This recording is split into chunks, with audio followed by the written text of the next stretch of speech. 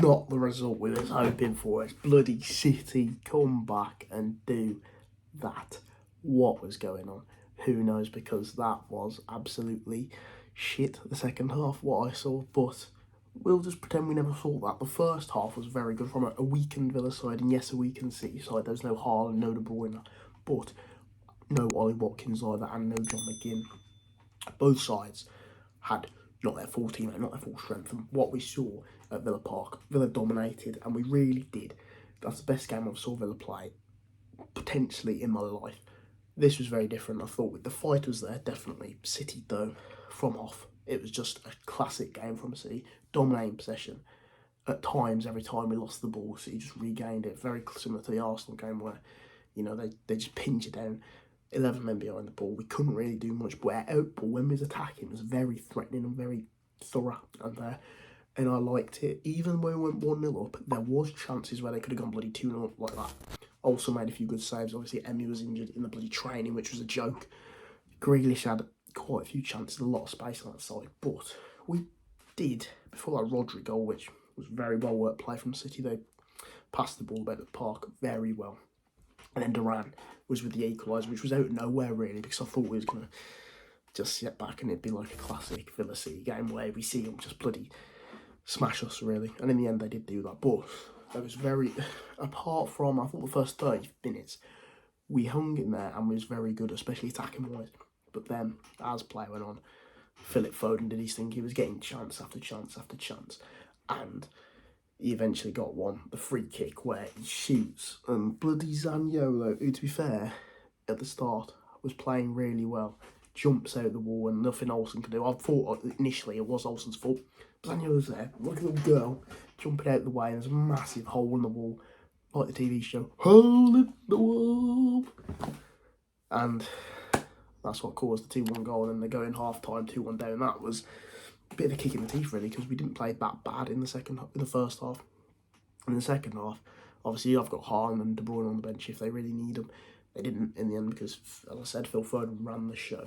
Second half, it was all over us, and Foden got another goal. It was very well worked. He was getting in time and time again. We just allowed him too much time on the ball, and the way he dribbles, I know Phil Foden's been very good this season, but it was Messi-esque, the way he was on the ball, dictating play. His dancing feet was electric, and he gets the second goal, and I can't say anything sort of bad about Villa in a way. Defensively, yes, we probably should have closed him down quicker and maybe man-marked him, but City tormented us, and it made it 3-1, and once it was 3-1, it killed the game. Anyway, I think it was around the 60th minute, didn't it? And that's where we dropped our heads. The confidence went. It became 4-1 very quickly. Foden's obviously going down for a bloody foul, and then he gets back up, bang, top right, and nothing Olsen do. I thought, to be fair, Olsen had a good game, even though we lost 4-1. He made some really crucial saves. It would have been nice to beat City. It was very nice when we beat it with Villa Park, but it's sort of resumed back to normality, especially Manchester City. Villa's record against City, recent times, is terrible. And, they did what they needed to do. They did the business. Obviously, Arsenal won. They've kept up in the top race. For us in top 4 now, we just need to go and beat Brentford. Ollie Watkins, let's hope he's back because he's got a slight issue, but we need to beat Brentford. And I think then we have another tricky fixture. But as long as Spurs keep slipping up, we've got to hope that, in our case, I know a lot of the Arsenal, Liverpool and stuff are hoping Spurs, beat one of the big teams. We need them to lose all them games so we can keep that 3-point gap, because we've had 2 times and they've capitalised on Spurs' losses and not done it. And yes, I didn't expect to win this game because of Ollie Watkins' injury and stuff like that, and then the blow with Emi. I just pray we can get top 4. I believe we can, because even with the injuries, as I've said, we played some decent attacking stuff. It was just the concentration slipped, and he slipped against City for 1 second, and they're punishing like Pep was happy. And you know what? I can't really be angry because I can just say fair play. Philip Foden, mate. Round of applause. That is all I can say. I know City, I don't know what they are going to do, whether they finish first, what's going to happen. Who knows? But they fucked us up.